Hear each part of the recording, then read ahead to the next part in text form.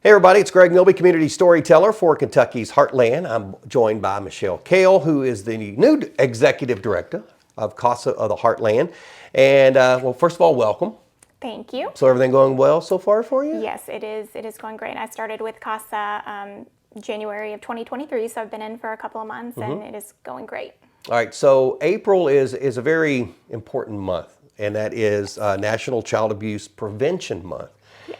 And so you're doing a pinwheel planting event. So tell us a little bit about what the pinwheels represent and what the planting event is all about. Yeah, so Pinwheels for Prevention is a national campaign to promote that every child is deserving of a healthy, happy, and hopeful childhood. Unfortunately, that is not always the case, and so we are going to be planting a little under 650 pinwheels in front of Elizabethtown Police Department on March 31st from 9 a.m. to 1:30 p.m.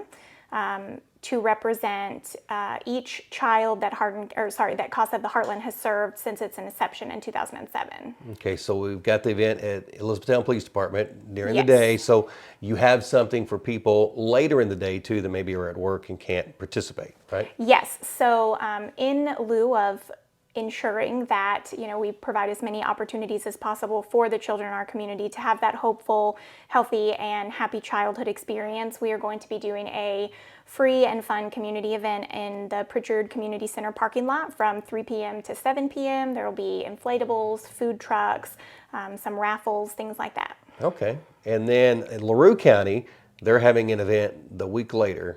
All right. Yes, Okay. so CASA of the Heartland is working towards expanding into LaRue County now, so that way we can serve children there as well, and we will be doing our first pinwheel planting in LaRue County next Thursday, April 6th, from 8:30 a.m. to 10:30 a.m. at the LaRue County Courthouse. All right, so this is an awareness type of an event, but is it also a fundraiser? Are you selling the pinwheels, or what's the deal? We do have opportunities for sponsorship. We sent letters out back in January and February.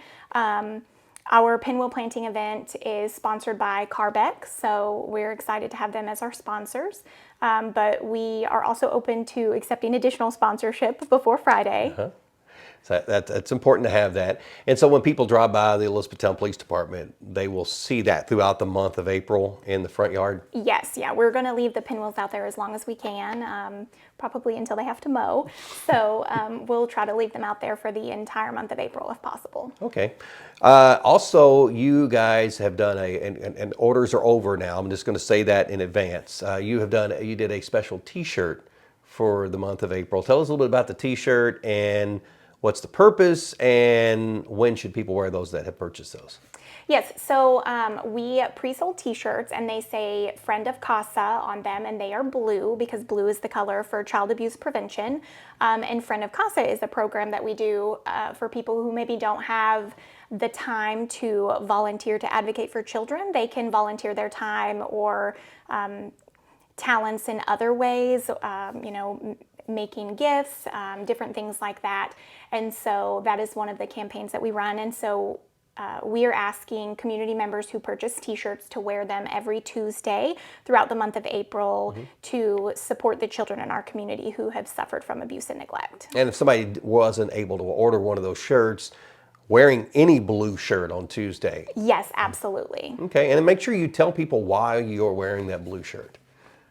That's important, right? Yes, yeah, absolutely. Okay. I think a lot of people don't know what CASA is or what we do, and it's important for people to know that when they're wearing that shirt that says "Friend of CASA," that they're able to say, CASA is court-appointed special advocates, and we're wearing this to support the children in our community who have suffered from abuse and neglect.